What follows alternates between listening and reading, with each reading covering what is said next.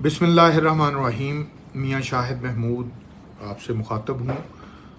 दोस्तों, आजकल एक इशू दोबारा बहुत ज़्यादा कॉल्स आ रही हैं और लोग परेशान हैं 7E के हवाले से। बहुत सारे लोगों को ये कन्फ्यूजन है या क्वेश्चन ये आ रहा है कि जनाब 7E जो स्टे था वो ख़त्म हो गया, लिहाजा अब आपने 7E का टैक्स जमा करवाना है। और इस पर उनके बेसिकली जब वो टैक्स रिटर्न के लिए जाते हैं तो उनके वकला उनको ये बताते हैं और उसमें प्रॉब्लम आती है। अच्छा, मैं आपसे गुजारिश करूं कि हमारा अलमिया ये है कि हम उन लॉयर्स के साथ काम करते हैं जो हमें कम बजट में हमारे साथ काम करते हैं। चूँकि हमारे वसाइल उतने ज़्यादा नहीं होते तो हम कोशिश ये करते हैं कि हमारी बचत हो जाए। तो मेरी अपनी जो प्रैक्टिस है उसके मुताबिक 80% से ज़्यादा दोस्त वो हैं हमारे डीलर भाई, ख़ास तौर पे जो उन टैक्स लॉयर्स के साथ काम करते हैं जिनको बुनियादी चीज़ों का या बहुत ज़्यादा टेक्निकलिटीज़ का नहीं पता होता और वो इन डिटेल जाकर काम करने की उनके पास सलाहियत नहीं होती। इसलिए वो जब कोई मुश्किल वक्त आता है तो वो अपने कस्टमर को फिर परेशान करते हैं या उनको मिस गाइड करते हैं, मिस लीड करते हैं और उनको ये फिर परेशानी का सामना करना पड़ता है।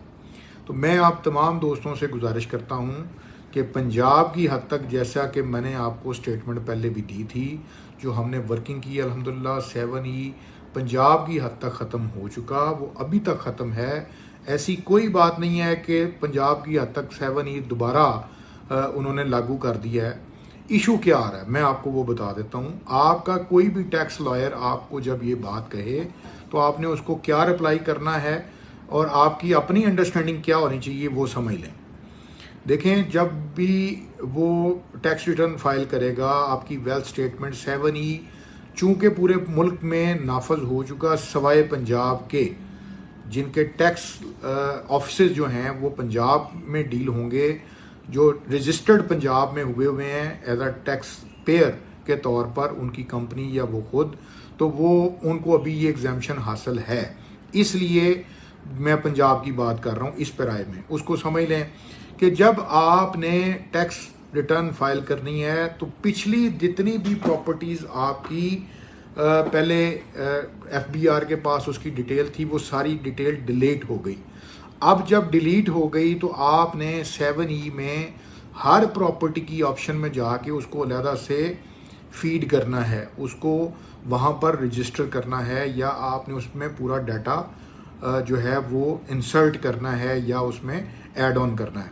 तो जब आप टैक्स में वो डाटा ऐड ऑन करेंगे तो एक प्रॉपर्टी आपको जो प्रॉपर्टीज़ एग्जेम्प्टेड हैं वो आपने उसका लिखना है कि ये एग्जेम्प्टेड है, इसके ऊपर मेरा टैक्स नहीं है। ये बाय लॉ जो FBR ने कानून बनाया, गवर्नमेंट ऑफ पाकिस्तान ने, उसके मुताबिक फॉर एग्जांपल वो रेंटेड प्रॉपर्टी है और आप उसके ऊपर रेंट पर गवर्नमेंट को टैक्स दे रहे हैं तो वो एग्जेम्प्ट में आ जाएगी। इसी तरह आपकी कोई ऑफिशियल एड्रेस है कोई और जहाँ आपके अपने ऑफिस हैं वो भी एग्जेम्प्ट हो जाएगी, आपका घर है वो भी एग्जेम्प्ट हो जाएगा, आपकी फैक्ट्री है वो भी एग्जेम्प्ट हो जाएगी।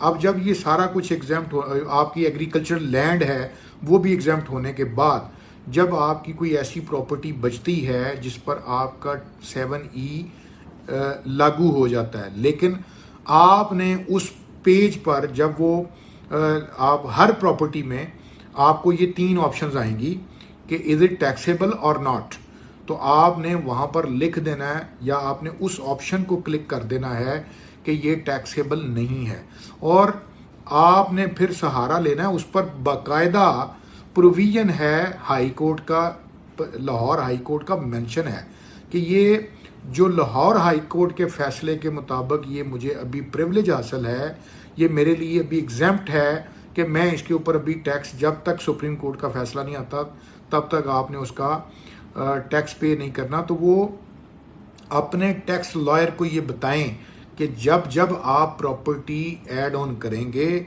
आपके पास ये ऑप्शंस आएंगी कि टैक्सेबल है या नॉन टैक्सेबल है। इसी तरह हाई कोर्ट का नीचे प्रॉपर एक बॉक्स बना हुआ है, उस पर आपने जिस प्रॉपर्टी जो भी आपकी आ रही है आपने हाई कोर्ट की ऑप्शन में जाकर उसके ऊपर वो क्लिक करते जाना है ताकि आपको टैक्स पे ना करना पड़े। और FBR के पास आपका रिकॉर्ड चला जाएगा कि ये चूंकि पंजाब बेस्ड और लाहौर हाई कोर्ट से के फैसले के साथ मुंसलिक चीज़ें हैं, और ये जब तक सुप्रीम कोर्ट का फैसला नहीं आएगा तो इनको लाहौर हाई कोर्ट के फैसले के मुताबिक 7E इन पर अप्लाई नहीं होता, लिहाजा ना वो आपको नोटिस भेजेंगे ना आपने टैक्स 7E का जमा करवाना है। ये काइंडली आप इसको नोट फरमा लें।